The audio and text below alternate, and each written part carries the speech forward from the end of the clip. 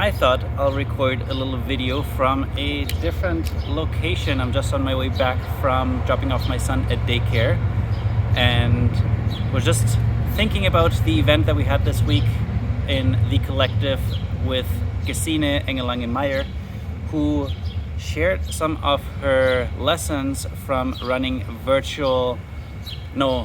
hybrid workshops for the last year. And it made me think of one big lesson.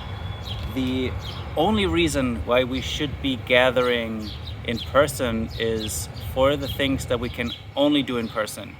And we should not be bringing people together if all we do is run a PowerPoint, do a lecture, something that could easily be done virtual or maybe even as a pre-recorded video. So I would love to know if you could brainstorm with me in the comments.